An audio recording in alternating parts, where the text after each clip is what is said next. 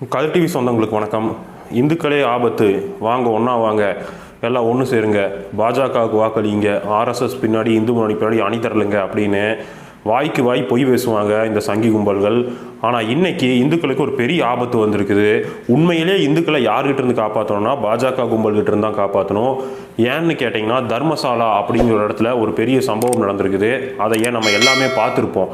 அதாவது கர்நாடகா மாநிலம், அதாவது தட்சிண கர்நாடகாம்பாங்க, கோஸ்டல் ரீஜன். அது அங்கே பிஜேபியோட ஆதிக்கம் ஜாஸ்தியான ஏரியா. இங்கே எப்படி மேற்கு பகுதியில் அதிமுக ஆதிக்கம் ஜாஸ்திம்பாங்க தமிழ்நாட்டோட மேற்கு பகுதியில், அது மாதிரி கர்நாடகாவோட தட்சிண கர்நாடகாம்பாங்க, அது பாஜகவோட ஆதிக்கம் ஜாஸ்தியான பகுதி கோஸ்டல் கர்நாடகாம்பாங்க. ஸோ சங்கி கூட்டங்கள் அதிகமாக இருக்கக்கூடிய இடம். அந்த தர்மசாலாவில் இந்த கோயிலுக்கு ஹெட் யாருன்னு பார்த்தீங்கன்னா வீரேந்தர் ஹெட்கே அப்படிங்கிற ஒரு நபர். இந்த நபர் மேலே சுமார் 1983 இந்த கம்ப்ளைண்ட் வருது அப்படிங்கிறாங்க. ஆனால் அந்த நபர் அந்த ஏரியாலே ஒரு பெரிய மரியாதைக்குரிய நபர், பெரிய செல்வாக்குள்ள நபர். அது மட்டும் இல்லாமல் அந்த ஏரியாவில் என்ன பிரச்சனை நடந்தாலும் அந்த குடும்பத்திலேருந்து ஒருத்தர் என்ன பண்ணுவார், முன்னாடி உட்காந்துக்குவாங்க. அந்த கோயிலில் முன்னாடி உட்காந்துட்டு என்ன பிரச்சனைன்னு பஞ்சாயத்து பேசி தீர்ப்பு சொல்லுவாங்க. இது வழக்கமாக அந்த ஏரியாவில் கடைபிடிச்சிட்டு இருக்காங்க. ஸோ இந்த மாதிரியெல்லாம் அங்கே நடவடிக்கை ஃபாலோ ஆகிட்டு இருக்குது. அந்த ஏரியாவோட டிஸ்ட்ரிக்ட் ஹெட் குவார்ட்டர்ஸ் பார்த்திங்கன்னா மங்களூர். அந்த மங்களூரில் ரொம்ப நாளாக எஸ்பியாக இருந்தவர் யார் பார்த்தீங்கன்னா நம்ம அண்ணாமலை சார். அவர் தான் இருந்திருக்காரு. இந்த கம்ப்ளைண்ட் 83 வந்திருக்குது. கர்நாடகாவில் சிங்கம் அது இதுலாம் பயங்கர மியூசிக்லாம் போட்டார். இந்த சிங்கம் அந்த கர்நாடகாவில் இப்போ இவ்வளோ பெரிய பிரச்சனை நடந்துட்டு இருக்கு. இதையெல்லாம் கவனிச்சாரா என்னன்னு தெரியல. தமிழ்நாட்டில் ஏதாவது சின்னதாக டயர் வெடித்தாலோ டயர் பஞ்சர் ஆனாலோ அதுக்கு திமுக அரசு செயலற்று போயிடுச்சு, இவங்களுக்கு சட்டம் ஒழுங்கு பாதுகாக்கத்தில்லைன்னு வாய்க்கு வாய் பொய் பேசுவார் நம்மளை.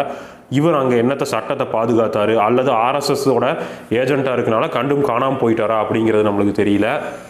ஸோ அது மட்டும் இல்லாமல் அங்கே அந்த நபர் என்னென்ன பண்ணியிருக்காருன்னு பார்த்தீங்கன்னா, 2002க்கு முன்னாடி இருந்தே அங்கே ஒரு தூய்மை பணியாளர் என்ன பண்ணுறாருன்னா, ஏகப்பட்ட பிணங்களை கொடுத்து அவர்கிட்ட புதைக்க சொல்லிடுவாங்க, அந்த நதியில் வீச சொல்லிடுவாங்களாமா.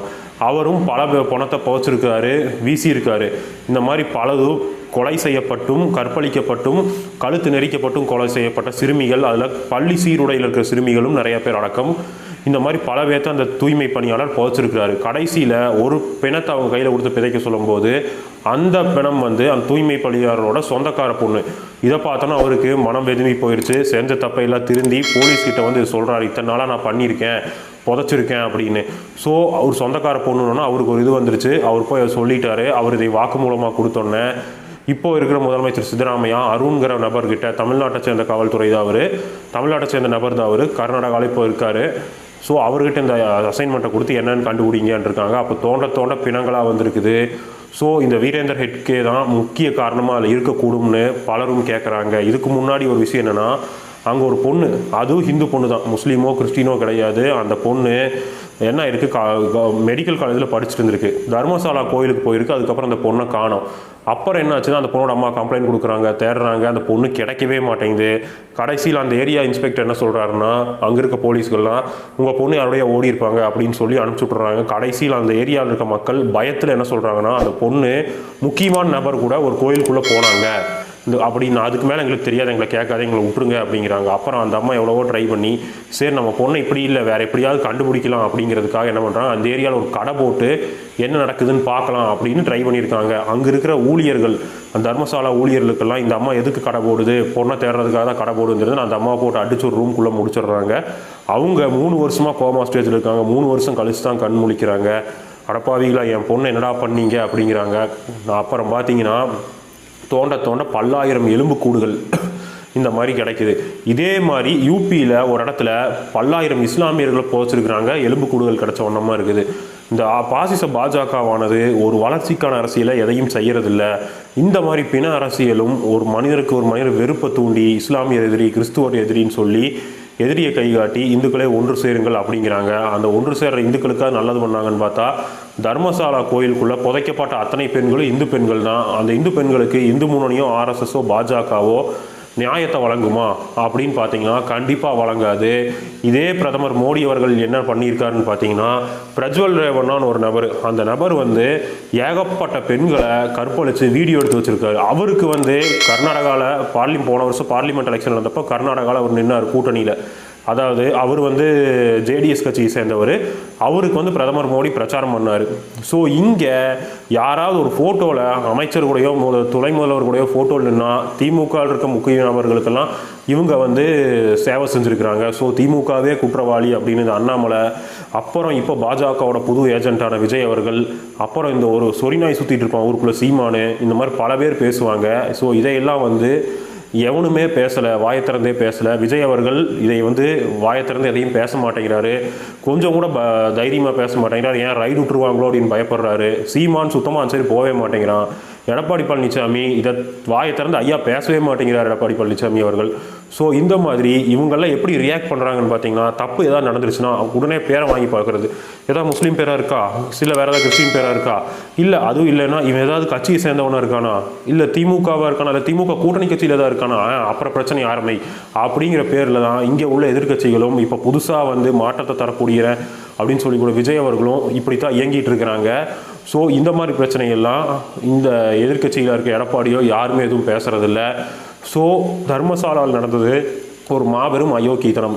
எல்லா இடத்துலையும் நான் இந்து மக்களுக்கு பாதுகாப்பாக இருப்பேன் அப்படின்னு சொல்லக்கூடிய பாஜக தான் இந்த வேலையை, பாஜகவில் இருக்க நபர்கள் தான் இந்த வேலையை செஞ்சுருக்கிறாங்க. அந்த வீரேந்தர் ஹெட்கேங்கிறவர் யாருன்னா பாஜகவுடைய நியமன எம்பி. அவருக்கு அவரோட ஆன்மீக சேவையை பாராட்டி அவருக்கு இந்த பதவியை கொடுக்குறாங்க. ஆனால் இவருக்கு முன்னாடி காலத்துலேருந்து இப்படி ஒரு கம்ப்ளைண்ட் வருதுன்னு தெரிஞ்சோன்னா இவர் கொஞ்ச நாளாக நார்மலாக இருந்த நபர் பாஜகவுக்கு மூவ் ஆகுறாரு. ஏன் மூவ் ஆகுறாருன்னா, பாஜகவுக்கு போயிட்டா அங்கே ஆர்எஸ்எஸ் பாஜக இந்த மாதிரி அமைப்புகளை வச்சு நம்ம தப்பிச்சுக்கலாம் அப்படிங்கிற ஒரு கண்ணோட்டம் தான். ஸோ இதைய வேற ஒரு இடத்துல பொருத்தி பாருங்க மக்களே. அதாவது என்னன்னா, கோயிலிருந்து அரசு இந்து அறநிலைத்துறை வந்து வெளியேறு அப்படிங்கிறாங்க பார்த்தீங்களா.